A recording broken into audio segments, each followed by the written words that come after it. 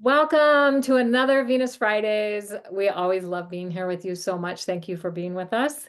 And we're starting this one on the pretty much on the day that we do this is the day that Hades, the asteroid Hades, is exactly conjunct Sirius. Now, we've been talking about Sirius a little bit in the last video. We'll be talking about it more because Venus and Jupiter are going to be exactly conjunct Sirius as we get to August, and uh, and they'll do it together at the same time. Like that doesn't happen very often. I actually researched it and couldn't find it in any recent time that Jupiter every 12 years in Cancer, and of course Venus goes through Cancer every year, but for them to come together near Sirius within the exact degree of Sirius, so rare. So Hades happen to be at 14 25, 26 Cancer. Sirius is at 14, 25 Cancer as we begin this next couple of weeks. And if we think about Hades being the Greek version of Pluto, the underworld domain, the underworld realm, where we can die to who we think we've been so we can be reborn to who we really are, and to face the shadow, to transmute and transform the things that hold us back from being who we truly are. This feels pretty spectacular, and it's in the underworld time of Sirius. So I think I mentioned last time that Sirius is in with the sun not visible in the sky for 70 days.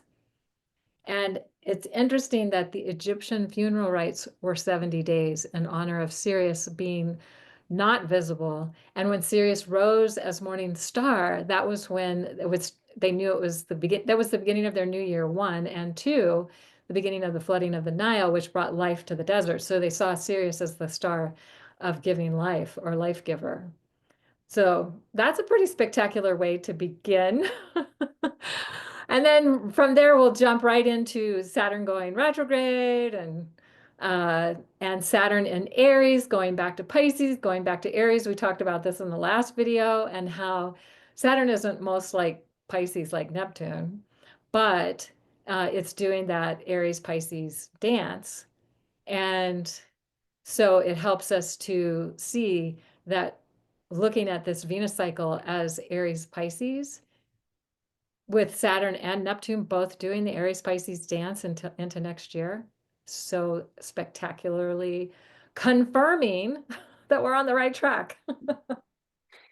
And how amazing too that like we think of Saturn, right? Saturn is the planet that can really help us embody and bring in that mixture of Aries and Pisces, while it in particular is doing this dance, right? Of where's the place of me and I am meets and serves and protects the collective, right? And where does our internal healing, right? Our underworld healing, our shadow healing help serve us being our authentic selves, right? Saturn's the one that can really help us like do that like practical on the ground work that makes all the difference for us and the world that we live in. So I think it's pretty it's just all amazing how they're all so aligned and how Saturn really gives us an opportunity to do this like in the real world rather than just like a consciousness or an intellectual or a like esoteric kind of way. Yes, I love this. And so the other thought that's coming up for me is whenever a planet is stationed, either retrograde or direct, doesn't matter what station it does, but this is, of course, to reverse direction. It's representing a still point. It's not moving. It's like just paused right there in the sky with whatever stars are around it, and just paused there. And so we have access to other realms, dimensions, um, levels of consciousness, stargates, portals. I don't know what we want to call it exactly, but it's like that still point place where we can access absolutely anything and everything. The unified field, perhaps, is another way to say that. They're both stationing so close together. I mean, days apart, but near the same degree. They're like 14 minutes apart. They don't make an exact conjunction at this point because they're stationing and going whatever, but they won't make that exact conjunction until February of 2026. However, they are so close.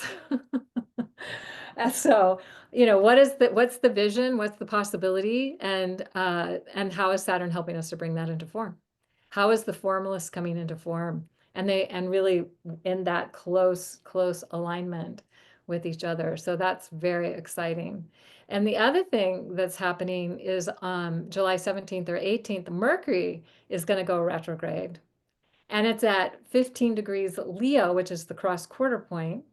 Um, when the sun reaches 15 degrees Leo, it's the halfway point between the June solstice and the September equinox. And so here's Mercury going retrograde at that point. And that's also at a still point. So there's like three still points happening in the month of July. It's pretty amazing.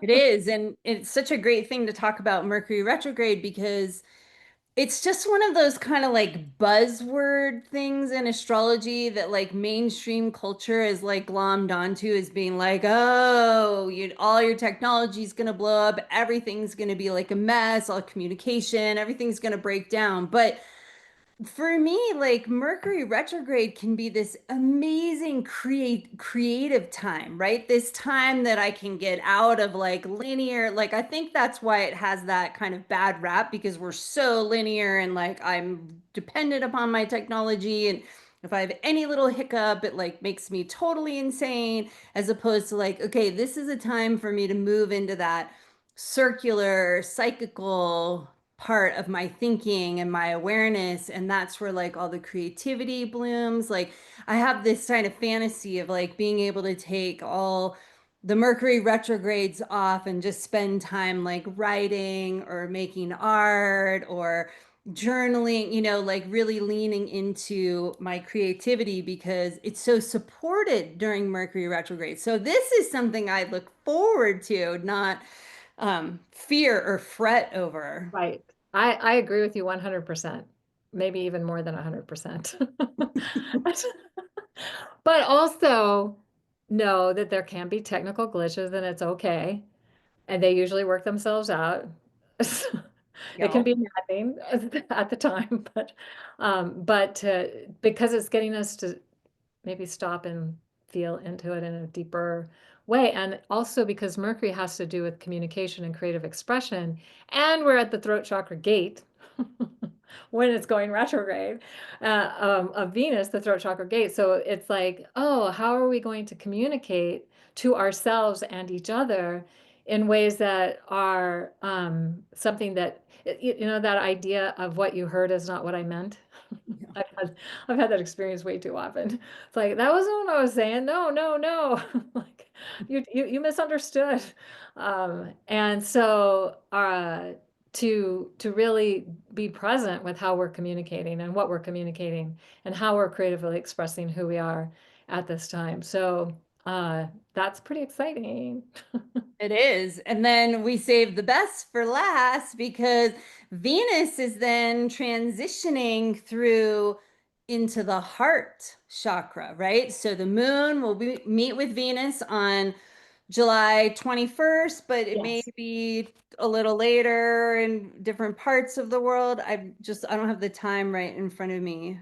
Um, Oh yeah, it'll probably be on the 21st for like most of us, but maybe not you over there in Asia or in like Australia or something. But that Venus meets with the moon each month and we move through a different chakra gate. That's the gate, the opening following the Inanna story. And so now we move to the heart chakra and how perfect with like Mercury and Leo and Mercury will station direct in Leo, which is like another heart self-love, right? So big heart opening, clearing what's blocking our hearts, connecting into our divine feminine while in Gemini at this gate of this place of creativity more, right? There's another layering of that as well. So that's really exciting that this is the next gate, which is this incredible thing to see in the sky. It's so worth getting up because it is just an awe-inspiring sight to see that crescent moon with Venus in the sky. And the thing is that because it's the waning crescent moon and it's coming down to where Venus is, you can see it for several days before it actually, it's like it might be way off over here, but that every day it gets a little closer till they finally meet with each other. And another thing I just want to bring in here is that Venus and Jupiter conjunction in August with the star Sirius is happening during the Heart Chakra Gate. We'll talk more about that later, but just like, wow. Wow. And and Venus will be in the place in the sky. If you're up early enough, you might be able to see this, that it's between the horns of the bull constellation between, yeah. And that was something that was very significant to ancient cultures as well. So very, very exciting times coming up. Yeah. So thank you for being here with us. We love sharing these Venus Fridays with you, and we will see you next time. And blessings on your journey through from the throat to the heart chakra. Oh, yeah.